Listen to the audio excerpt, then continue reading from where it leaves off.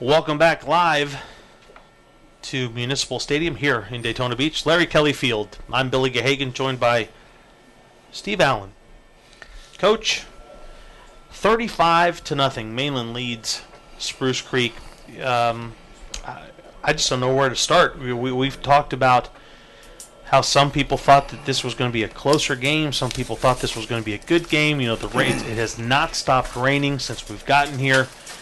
I'm afraid, though, at 35-0, this is a bit of a moral victory for the Hawks, because I'm afraid that if it were a drier field, we'd be looking at an even higher score and a bigger deficit. I think it's possible. Again, I think it's more to do with the condition of the ball and how the ball can be handled.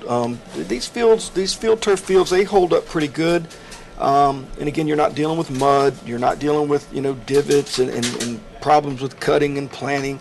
So I really believe that the ball is the factor that the weather affects the most.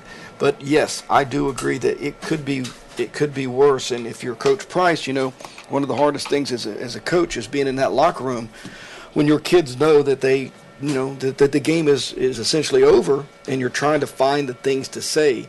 And I think you have to be a visionary as far as what are your goals. And all of our goals are still there ahead of us.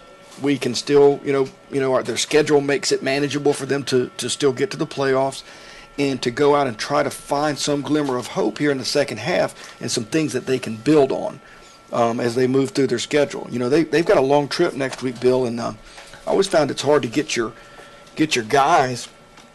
Yeah, I used to say I don't really want to take mine down the road, much less take them out of state.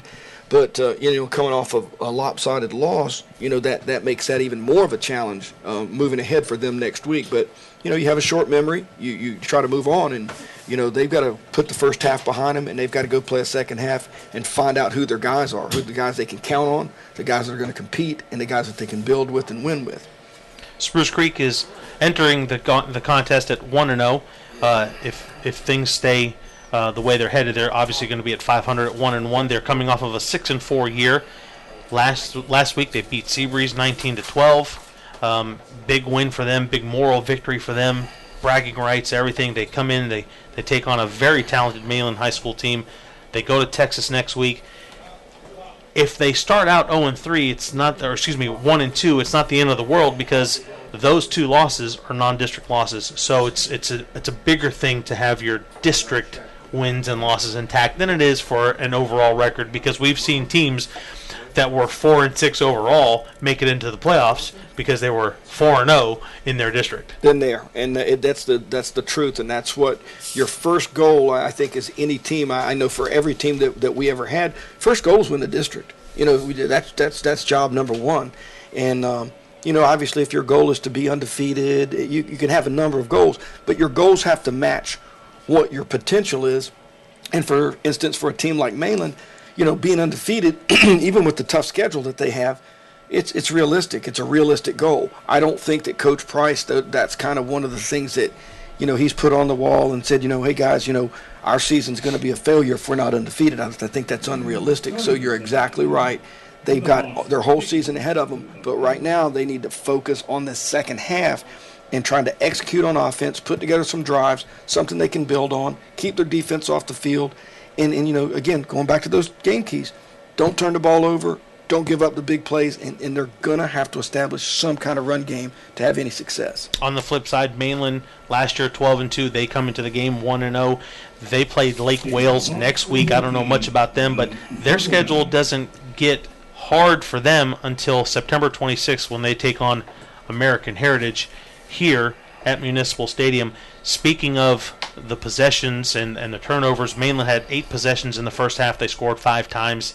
Spruce Creek had 9 possessions, no scores, and they had 3 turnovers. The other 6 possessions were in punts. And we have a great start here for Creek here as we get a bobbled kick, and Creek is they're going to make Mainland start this offensive series on their own 10-yard line.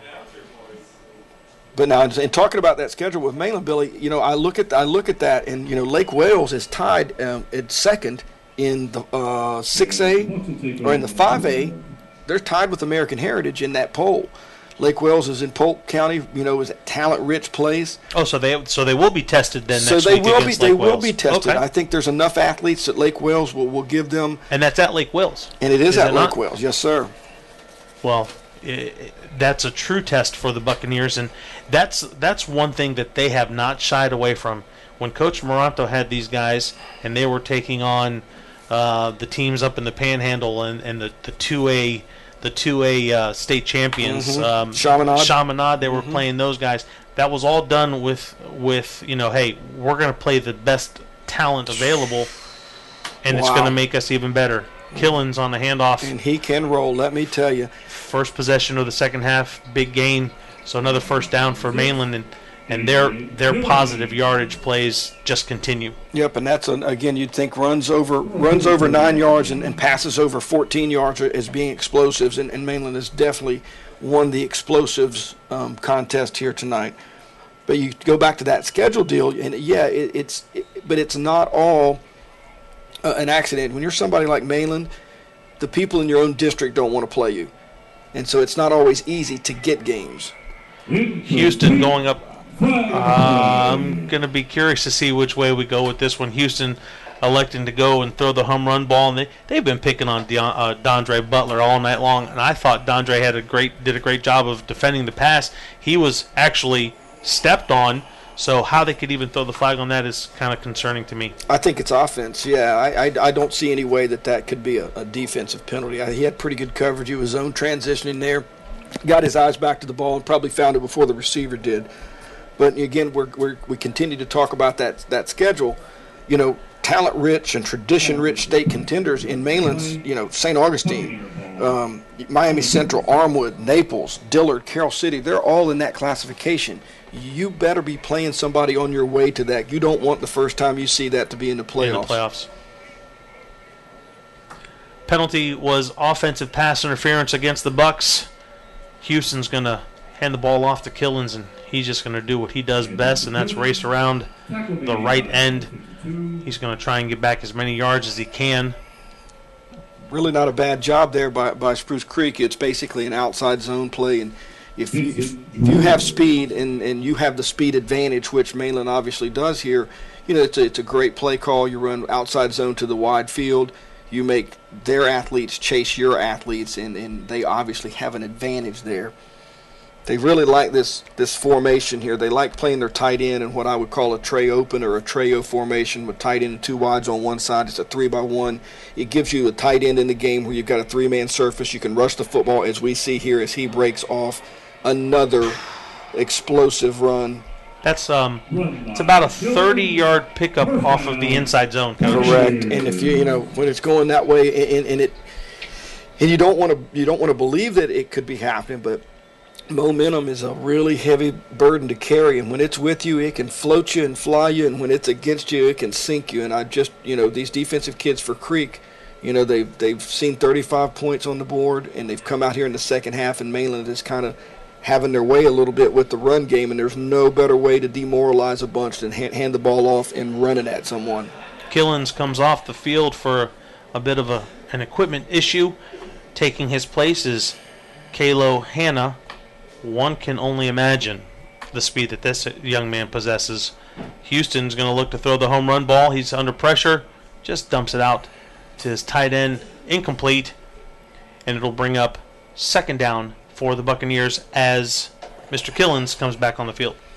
Well, Denzel did a nice job right there of avoiding the pressure and extending the play a little bit and still gave him a chance to have a completion on the end. It looked like he just couldn't get 1 foot down. But he avoids the sack, and that's the bigger issue. No negative yardage play. It keeps you, kind of at least in sequence here, and they're going to get a play call in the game. And, you knew that two good runs is going to bring a play-action pass. You knew it was only a matter of time. And there is nobody in the middle of the field. I'm looking for a post route here off of play-action. There's Houston, your post route wide open. Pressure again, looking for He's there. He's beyond wide, Coach. Yeah, and Spruce Creek did a nice job of getting pressure there. But if you're going to kind of zero them out and play a man for a man in the back there, you leave some people in the box that you can bring pressure, but you put a tremendous amount of pressure on your secondary kids. Pass intended once again for the tight end, Jacob Tillman. He's a senior. Mainland forced to make some substitutions here. I always thought that on a guy coming in from the sideline, he had to break the number, but I don't know. Baker came in the game, and he did not do that. The tight end comes out. Now, this is their screen and go play. Now, I think they might have just been running the swing screen that time and not the go off of it. Timeout called by Mainland High School. 6:04 remaining as the clock continues to roll. And now it stops. 6:01 remaining. Mainland up 35-0 on Spruce Creek. We'll be right back.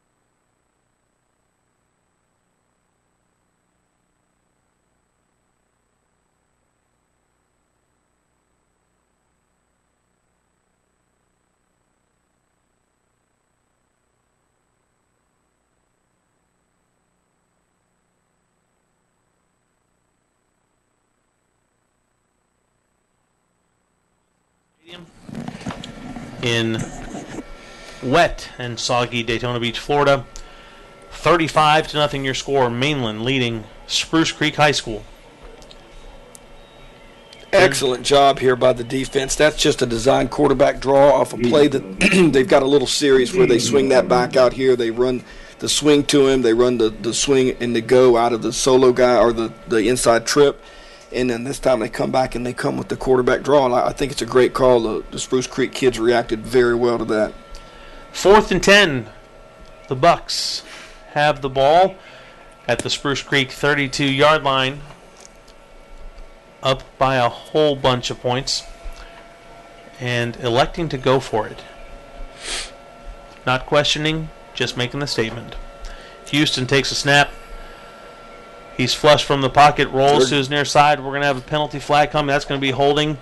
And a near interception. Number 7, Dante Collier. Did a great job of breaking on the ball there, but you could see that it was being held on the edge here, and that's going to come back, whatever the Marcus result. Tatum being called for holding. I'm guessing Marcus Tatum, just based on his reaction.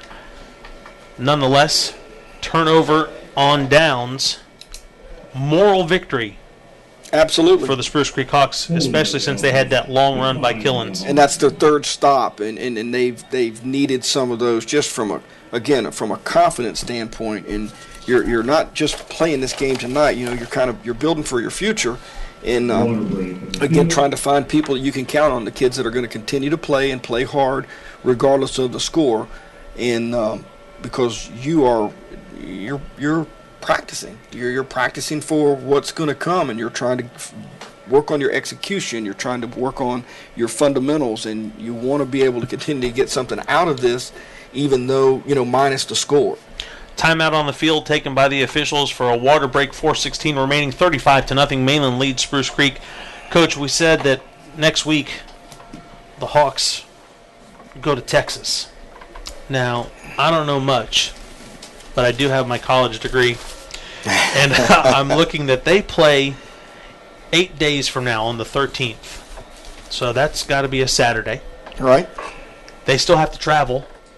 Right. So how much practice time are they going to get in? When do you think they leave? They probably going to leave Monday, Tuesday? That's a really good question. I don't know the logistics of it, but it just does not seem ideal. I mean, the trip, I assume they're going to take a bus. I don't know this. I don't know the particulars I was thinking of it. Flying, but okay, yeah. Either way. If they're taking a bus, they're probably leaving tonight. And any of us, right? But any of us have traveled. If you just have to go and sit in a meeting after traveling that far, it can be a little bit tough on you, and much less to play a football game, which none of these kids have ever traveled that far to play a game. I just think there's some challenges involved in that deal. And and unless it was the only date available, why you would choose to go cross country after playing the Buccaneers. I just, well, but like you said, logistically we don't know what they were told, what Sure. and what's going on. But man, to have to go to Texas after playing Mainland. Well, I Not think gonna the be an easy in vogue task. thing to do, Billy. There's an in vogue thing that we in our day and age of SEC networks and Rivals.com and these types of things. The exposure's out there. The kids are turning on TV and they're seeing people play, and it kind of builds that, and the kids want to do it, or they think they want to do it, and you're just trying to you want to build your program. You want to give your kids something to be part of. But at the same time, you got to come back and you still got to play your district schedule. And win or lose, these kids are going to Texas. There's probably going to be a lot of, logos exchanged, shirts exchanged, things of that nature. I think it's great. Don't Yep. get me wrong, but again, to have to do that following a game like tonight is got to be a difficult thing. Yeah, I mean, again, if you're like asking me personally, I absolutely would not take my team that far to play a high school football game, just because if it were a bowl game, if it were something at the End of the season, as, sure. as a reward or that type of thing, possibly, I just don't see the benefits outweighing, because there's going to be a jet lag component of that. We got a fake punt. Nice job. Okay. Well, the good thing about that, Coach, is they come back from Texas and they have a bye week. Yep. So they have 2 weeks to Yep. get ready. So at that point, you're either licking your wounds because you're 1-3, you just can't, or 1-2. I mean, there's a lot of stuff that can go on. But again, there's no reason to throw in the towel. You haven't even played your first district game yet. Absolutely, and the flip side to that open week is if you are 1-3, you don't have a gauge for those 2 weeks to know, or for your kids to know, hey, have we improved? We're banging on one another here for an extra week, and so there's two sides to all of it. We got a jet sweep here, and it's a tough play to run against Mainland. Following the fake punt, which gave the Hawks first down, they come back with a jet sweep, and like you said, unless you're doing that in an inter squad scrimmage against the blue and golds, it's probably going to go for naught. Just to let everybody know that's watching us right now, we are under a running clock, 35-point deficit. It's 35-0. Mainland leading Spruce Creek. This second half, third quarter, is about to come to a close. Tawan Williams still directing his spread offense. 3 receivers to his right, 2 near side. Tawan's going to roll out, has Mr. Olson blocking for him. Ball's out. And we're going to have a fumble on the play, recovered by Mainland High School. And that's a scoop and score. Or at least a scoop. It's a scoop. We almost got the score. And you got a situation there when you play fundamental, good things happen.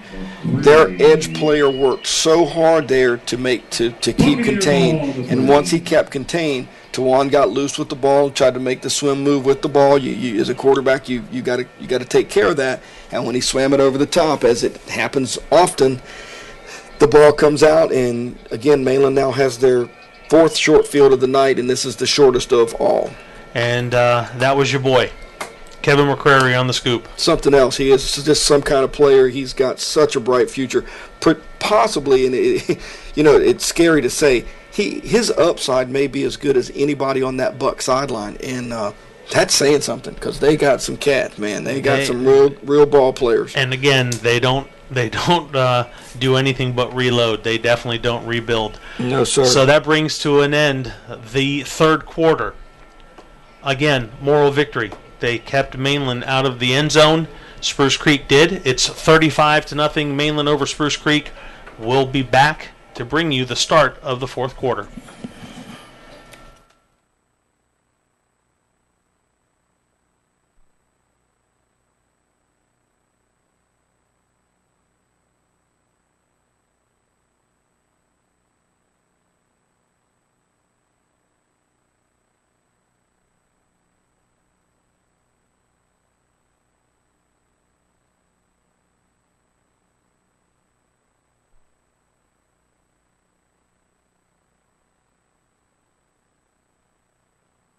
Welcome back to Municipal Stadium, Larry Kelly Field. I'm Billy Gahagan, joined by Coach Steve Allen. It's the start of the fourth quarter, 35-0, Mainland leading Spruce Creek. Mainland, following a turnover, has the ball first and goal from the Spruce Creek 5-yard line. Houston, under pressure, rolling to his right. He's just going to throw it up aimlessly. It's going to fall incomplete. I would say good no call at this point, Coach. At this point, absolutely. I think if the ball game is 7-6 right now, we're going to see a pass interference call on defense. But the Creek kids did a very nice job of containing Denzel and chasing it down once it broke outside the pocket, broke up the pass, and now they've, if they could stand up right here. One of the things I think coaching-wise that you battle here is you get the division, especially if you're a big school and Creeks.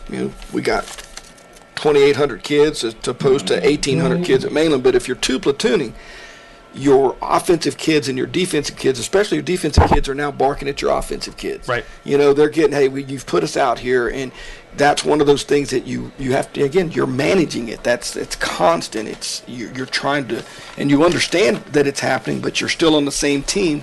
And again, it's a long, long year. Not quite sure what's going on. Teams have been exiting. Teams have been coming back on. Clocks are still running. We don't know if anybody called timeout.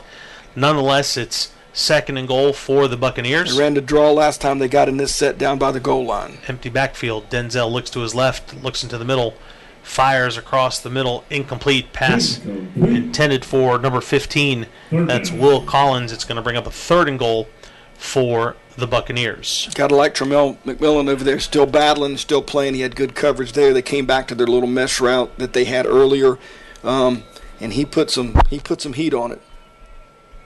Again, your score 35-0, Mainland leading Spruce Creek High School. We're under a running clock with 10:20 remaining in the contest. If you're Mainland, you want the time to go by very slowly. If you're Spruce Creek, you hope that 10:20 is a blink and you're out of here. Yeah, right. It's going really, really slow on that other sideline, I promise you. Houston's pass falls incomplete, intended for Randy Baker. It's going to bring up a fourth and goal. Now, this is one of those situations where we talked about what is rubbing it in, what is showing them up. Do you take a knee? Do you run a play? Do you kick a field goal? Well, I've been on both sides of this thing, Billy, and I know that when I'm on the bad end of it, I'm not worried about that. I usually know that, man, it's on the other sideline, and we have some kind of relationship, and I've got to worry about my team. And right now what's important is for my team to play defense, and I can't worry about what he's doing or how it looks or what he's calling. He gets to control that. The only thing I can control are my kids, and but Denzel is not very easy to control, as you can.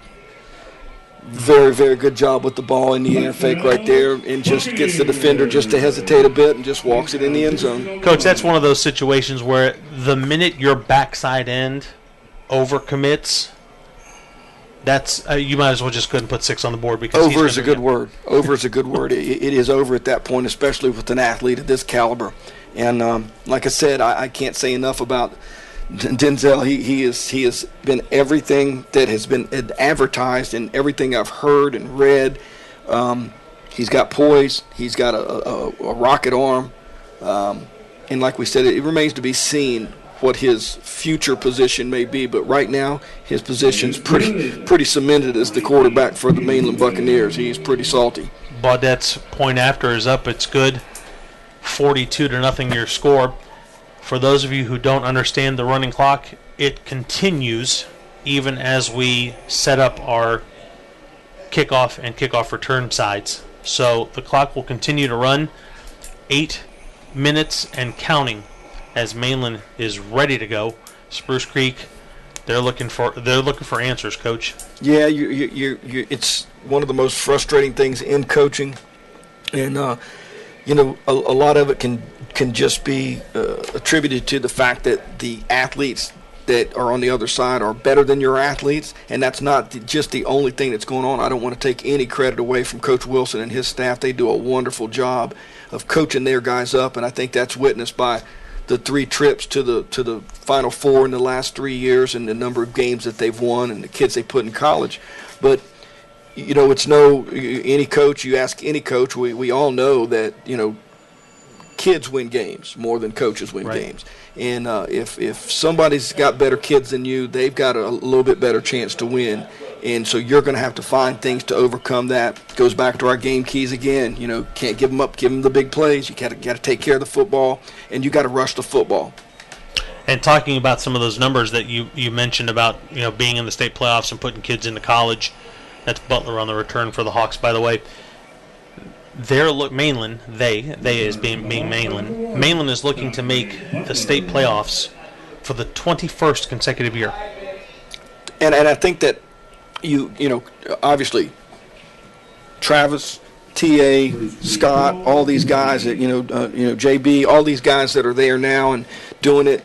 But I think that you have to go back to, John Moranto and Coach Garner and Coach Asher and the guys that were there before. Coach Rollinson. Coach Rollinson, absolutely. There's been some great coaches that have been through there that have kind of, made that happen. It's all got to start somewhere, and that's where Coach Price is. Coach Price in his second year, he's trying to build his culture. He's trying to build his football program, and that's what he needs to worry about. And I think that that's what they're going to be concerned about, more than anything after this, and having a short memory and just moving on. Aaron Connor on the carry for the Hawks as the clock continues to roll, 5:55 and counting. It's now second down and short. Second and long. It's second and 7 for the Hawks. Well, you can bet that Coach Rowland and his defensive staff and those defensive kids that are out there, you can bet that they are wanting to preserve this shutout. And I think that is one of the things they've had a proud tradition of defense, and they've been stellar on that side of the ball. And I think that's going to be one of their focuses as we go through the final 5 minutes here, that they're going to want to keep Creek out of the end zone. Late flag on the play coming from the far side of the field.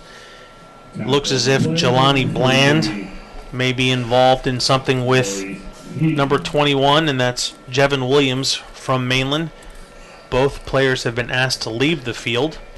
We're waiting on the official word, but Mr. Williams stayed on the field.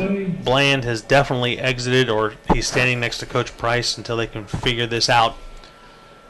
We had a little extracurricular activity after the play over there, and basically some of that's frustration, and some of it are just kids that are competing and they want to.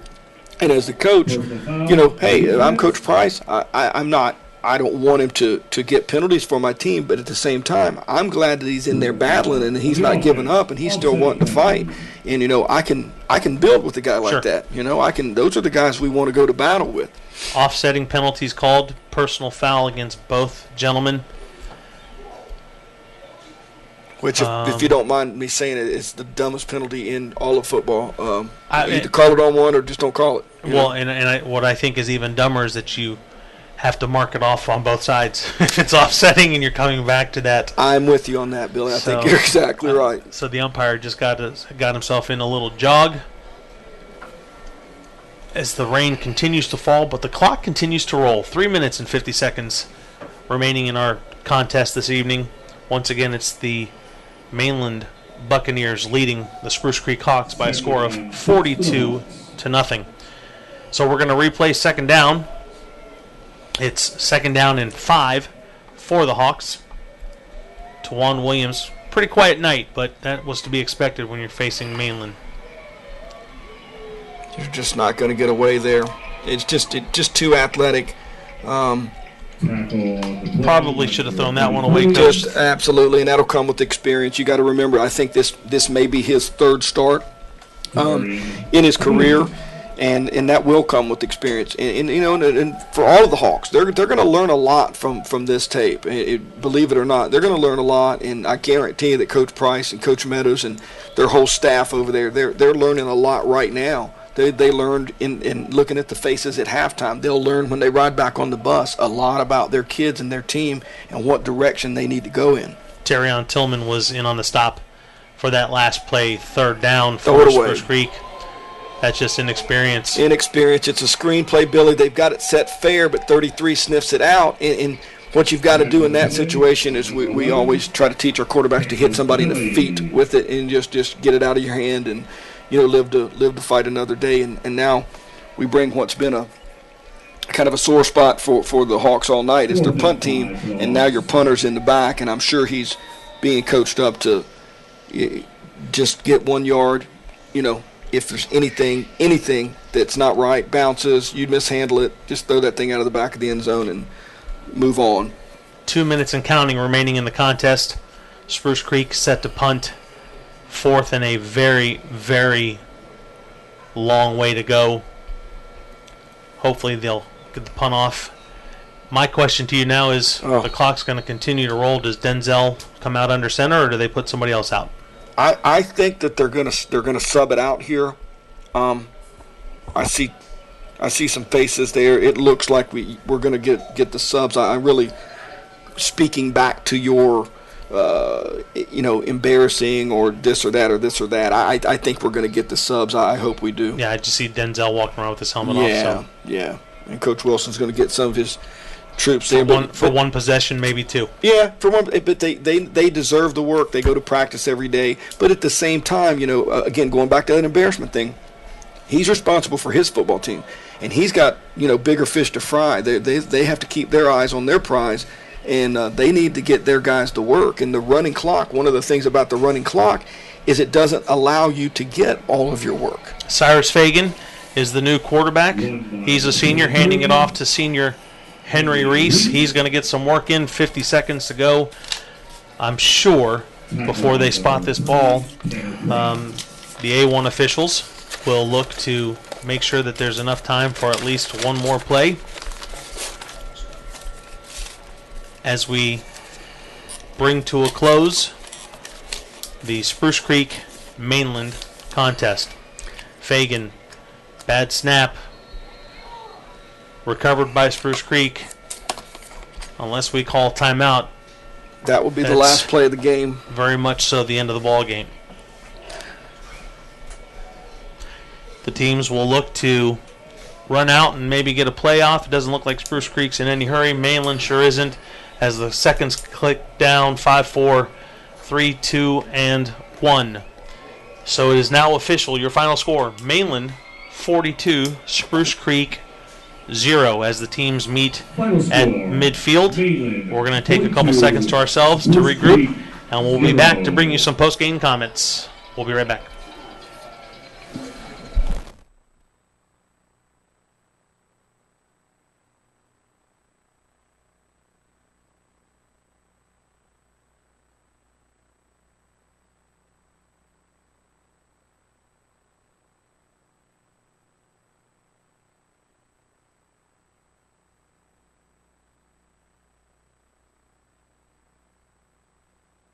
Double D, you ready?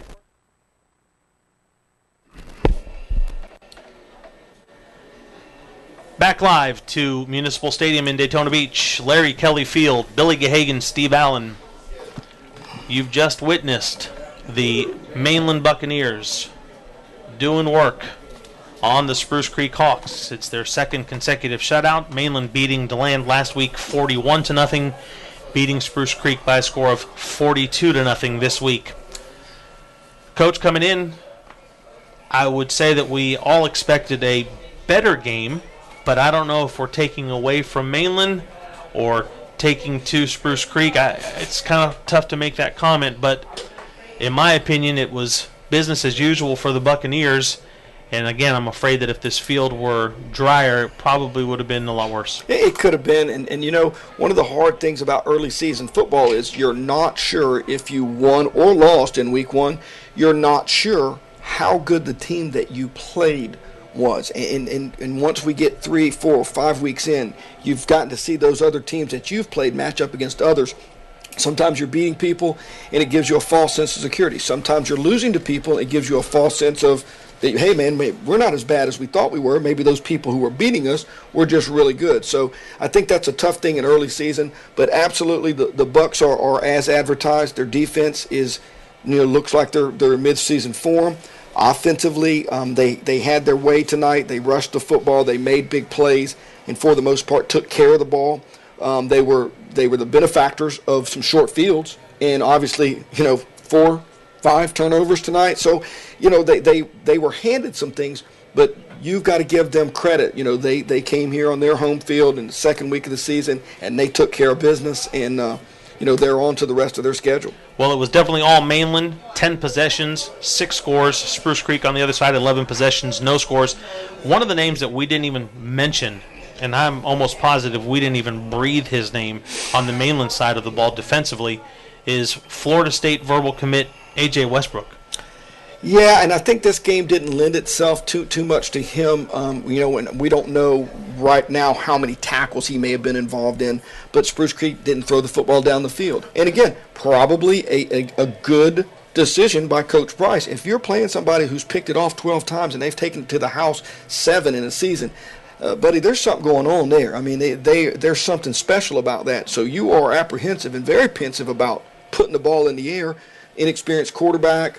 Protection's always a key. Protection's always going to be a key against these guys because they can come at you so many different ways. They have size, they have strength, they have speed, and so they can get you from the edge. They can get you by beating one-on-one blocks inside, and they just bore that out tonight. They were solid tonight. Taking a look to next week for both of these teams, as we've said, Spruce Creek travels to Texas for a 4:30 game on a Saturday. Mainland, probably their first test of the year.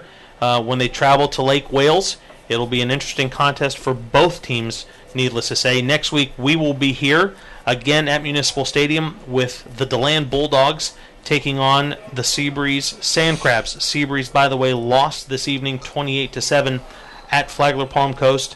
I don't have a DeLand score. Do you know anything about what DeLand did? I don't have a DeLand score, but I know that should be an interesting ball game, and I think it's a really good matchup. Coach Thompson's trying to build something over there at DeLand, and you know, I know Coach Beach is going to be piecing it together, and the Sand Crabs aren't accustomed to, you know, being 0-2. But you know, if there's someone can get it going, that staff's the staff that can do it, and their kids are going to continue to play hard. So we should have a great matchup again. For internet engineer Charlie Williams, for camera person Lori Wilhelm, for the boss Dan Descoli, Double D. He's Steve Allen. I'm Billy Gahagan saying goodnight from Municipal Stadium, where the Mainland Buccaneers were victorious again, beating the Spruce Creek Hawks 42-0. Good night. We'll talk to you next week.